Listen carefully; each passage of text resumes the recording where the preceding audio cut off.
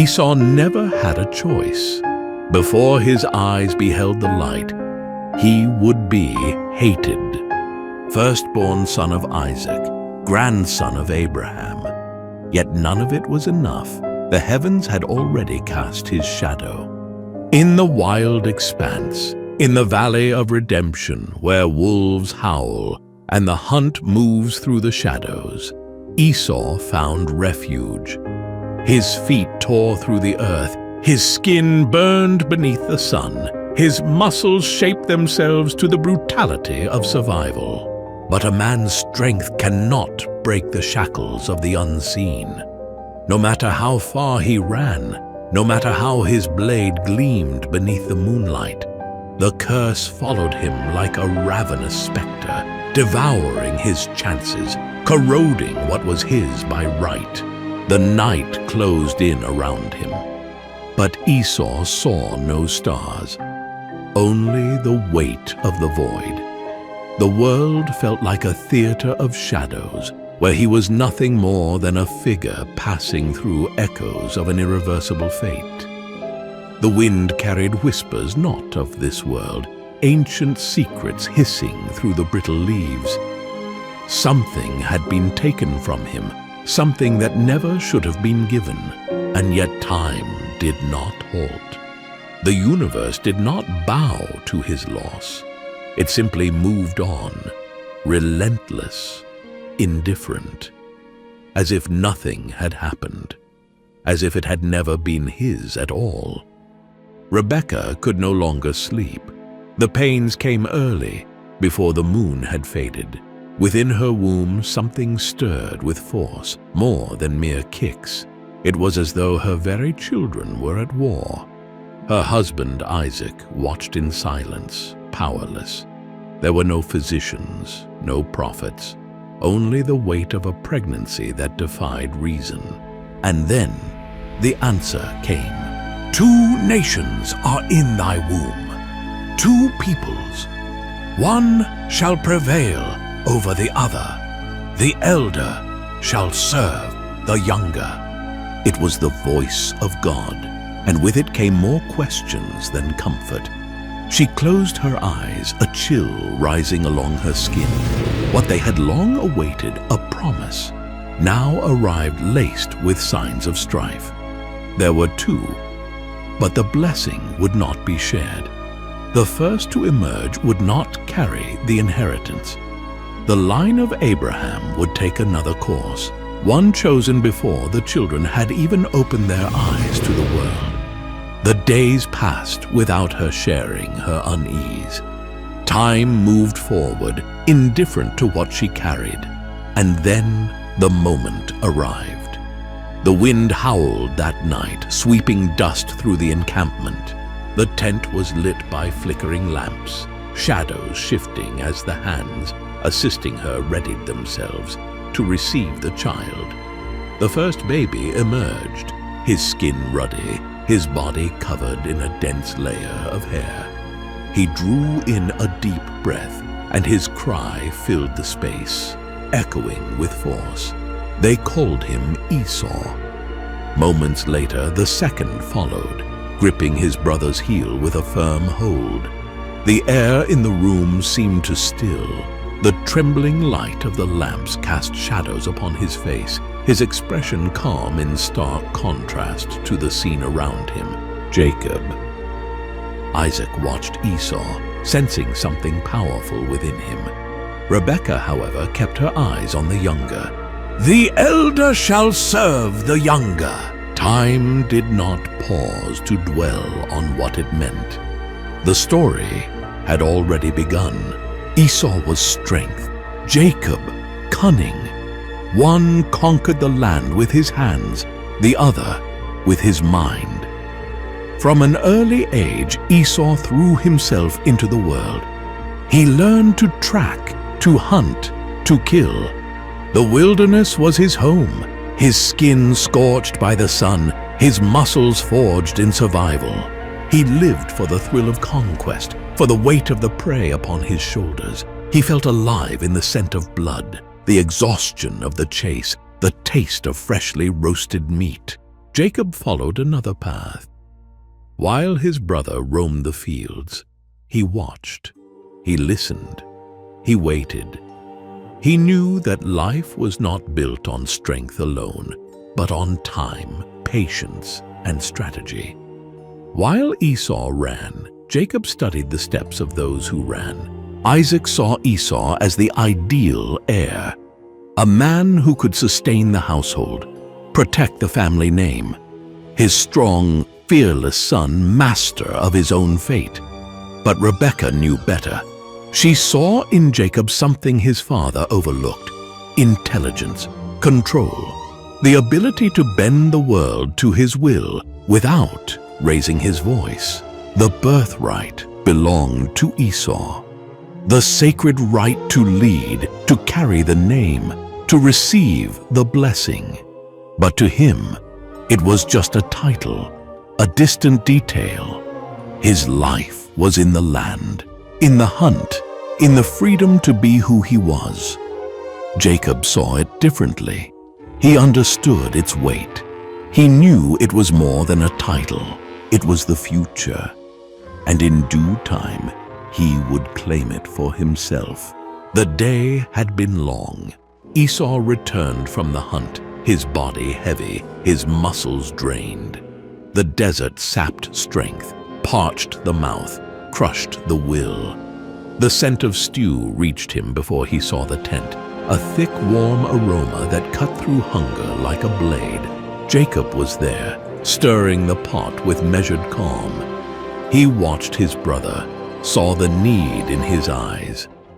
Esau asked for food, just a bowl, just enough to ease the pain in his stomach. But Jacob did not serve. "Sell me your birthright!" Esau froze. His incredulous gaze met his brother's. "You would do this to me!" His voice was hoarse, worn by exhaustion. "I am your brother." Jacob, fingers still wrapped around the wooden spoon, tilted his head, his expression unreadable.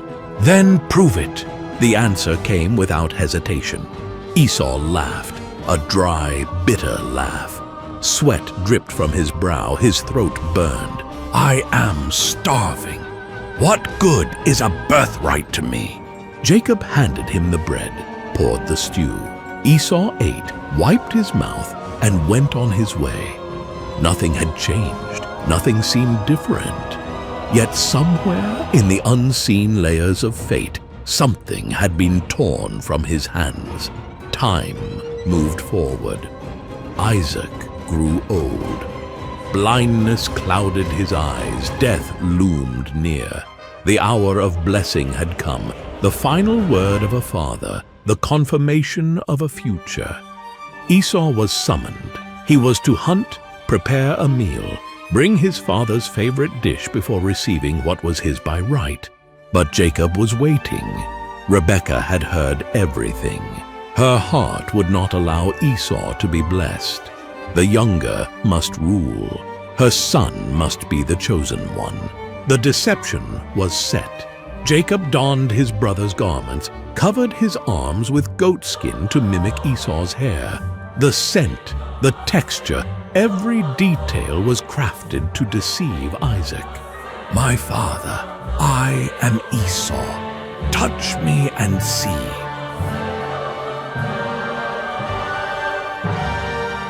The old man's frail fingers traced the false skin. Doubt lingered in the air, wavered for a moment, then faded. The blessing was given. Jacob inherited everything. By the time Esau arrived, it was too late. The meal was ready, but the future was no longer his. The truth struck him like a stone.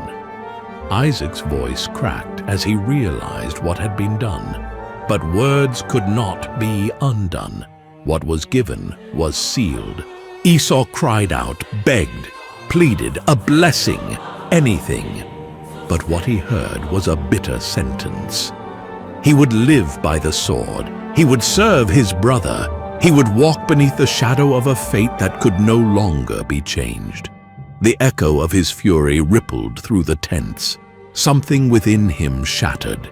That day, the love between brothers died. The ground beneath his feet felt as though it might crack. The weight of betrayal had sharpened into something raw, something that pulsed with each heavy breath. His fingers clenched into fists, his jaw tightened. He lifted his gaze to Isaac's blind eyes. But there was no supplication left in his voice. "My father will soon die, and when that happens, I shall kill Jacob." The words fell without hesitation. It was no mere promise. It was a sentence. Rebekah felt the blow before it even reached her. The look in her eldest son's eyes was not the same as when he had once returned from the hunt, famished. This was not frustration.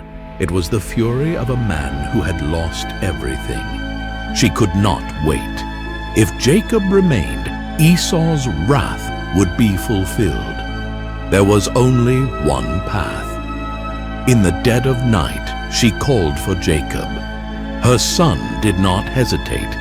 There was no time for calculations, no time for plans, only time to flee.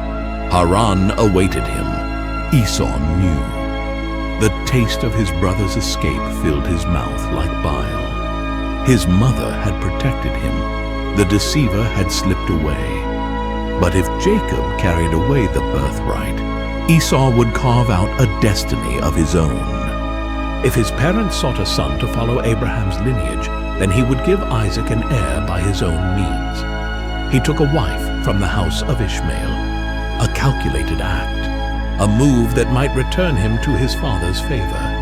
The years dragged on. Time did not heal. Time shaped. Esau left Canaan. Seir became his land, a land of warriors, a nation that would learn to live by the sword's edge. His sons would not grow in waiting. They would grow in blood, in dust, on the battlefield. What Isaac had spoken long ago came to pass. Edom rose, not to serve, but to defy. And when the children of Jacob returned, believing Canaan was still theirs by right, they would find more than an ancient promise. They would find a kingdom that would never accept being left behind. Jacob never forgot what he had left behind. The years piled upon his life, yet the shadow of Esau remained. He had departed as a fugitive. Now he returned as a man with wives, children, servants, and wealth. But none of these could protect him. If Esau still thirsted for vengeance, the past could not be erased with gold, nor silenced with offerings. Then came the news. Esau was coming to meet him. 400 men rode at his side. Jacob's heart grew heavy. He knew what this meant. Esau was a hunter. He did not need words to settle matters. If resentment still burned within him, nothing would stop him from settling the score then and there. Jacob did what he had always done. He tried to bend fate to his will. He sent servants ahead bearing gifts, livestock, wealth, words of respect. Your servant Jacob seeks to find favor in your sight. But Esau did not reply. The horizon darkened with dust. The silhouettes of horsemen emerged in the distance, advancing like an inescapable storm. Jacob dismounted. His feet touched the earth with hesitation. His body tensed. His gaze locked onto the imposing figure of his brother. And then he bowed. Once. Twice. 7 times. The silence that followed seemed to hold the world in suspension. Esau dismounted. He walked towards Jacob. The eyes of the servants fixed upon the brothers, waiting for the first move. Jacob braced himself for impact, for the blow, for the harsh words that might come before the blade. But Esau embraced him. The weight of that moment was greater than any war. There was no reckoning, no vengeance. only an instant where the past lost its grip and the fury dissolved. Tears fell. Time had reshaped what had once seemed irreversible, but destiny was already written. Reconciliation would not alter the path set before them. Jacob would go to Canaan. Esau would return to Seir. Two brothers, two nations forever apart. Time passed. Esau became a leader. His descendants grew. His land strengthened. Edom became a people of warriors. They lived by the sword. They endured. What had been taken from them would never be cause for surrender. The sons of Jacob became Israel. They expanded, raising their house upon the promised land.